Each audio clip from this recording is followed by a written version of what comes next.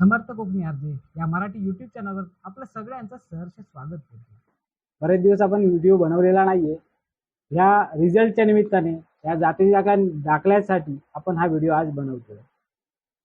जातीच्या दाखल्यासाठी लागणारे पेपर काय काय असतात आणि कसा दाखला बनवायचा याच्यासाठी हाच खास व्हिडिओ आपण बनवतो। जातीच्या दाखल्यासाठी सगळ्यात महत्त्वाचा आपल्याला आधार कार्ड, जे अर्जदाराचं आधार कार्ड त्याचप्रमाणे दाखला धारकाचं आधार कार्ड असणं गरजेचं आहे। त्याचबरोबर त्या दाखला धारकाचा बोनाफाईड किंवा शाळेचा दाखला आपल्याला घ्यायला पाहिजे। दाखला धारकाच्या वडिलांचा शाळेचा दाखला असणं गरजेचं आहे। आणि सगळ्यात इम्पॉर्टंट दाखला जो जात नमूद पुरावा आहे, तो जात नमूद पुरावा आपल्याला जातीच्या दाखल्यासाठी इम्पॉर्टंट आहे। आता हा जात नमूद पुरावा प्रत्येक प्रवर्गानुसार बदलत जातो। जसं ओबीसी साठी 1967 पूर्वीचा जन्म असलेला शाळेचा दाखला किंवा तुमचा 14 नंबर उतारा आपण ह्या दाखल्यासाठी घेऊ शकतो। तो जात नमूद पुरावा म्हणून ग्राह्य मानला जातो। जसा ओबीसी साठी 1967 पुरावा ग्राह्य मानला जातो, तसाच एससी साठी 1950 पूर्वीचा जात नमूद पुरावा घेतला जातो। एसटी प्रवर्गासाठी 1960 पूर्वीचा जात नमूद पुरावा घेतला जातो। आणि एसबीसी व मराठा प्रवर्गासाठी 1967 पूर्वीचा जात नमूद पुरावा आपल्याला घेता येतो।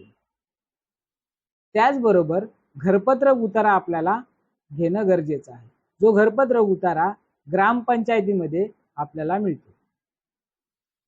त्याच्याच बरोबर आपल्याला पोलीस पाटील रहिवासी दाखला जो घ्यायचा आहे, तो दाखला धारकाच्या नावाने घ्यायचा आहे। सोबतच आपल्याला दाखला धारकाचं नाव नमूद असणारं रेशन कार्ड आपल्याला ह्या जातीच्या दाखल्यासाठी जोडायचं आहे। आता फोटो कोणाचा घ्यायचा आहे? दाखला धारकाचा 1 फोटो आणि अर्जदाराचे 4 फोटो आपल्याला घ्यायला लागणार आहे। सोबतच आपल्याला या सगळ्या प्रोसेस बरोबर जो आपण जात नमूद पुरावा जोडतो, तो जात नमूद पुरावा दूरच्या व्यक्तीचा असेल, म्हणजे चुलत नात्यामध्ये जर तो येत असेल, तर आपल्याला रक्त नाते संबंध दर्शवणारे महसुली पुरावे याच्यासोबत जोडायला लागणार आहे। आता ते महसुली पुरावे काय असू शकतात? सातबारा असू शकतो, फेरफार असू शकतो, शाळेचा दाखला असू शकतो, ज्याच्यावरनं जो महसुली पुरावा आपल्याला रक्त नाते संबंध दर्शवेल, त्या जात नमूद पुराव्यासोबत आपलं रिलेशन, दाखला धारकाचं नातं स्पष्ट होईल, असे पुरावे आपल्याला जोडायला लागणार आहे। आता ह्या जातीच्या दाखल्यासाठी येणाऱ्या शंका बऱ्याच आहेत।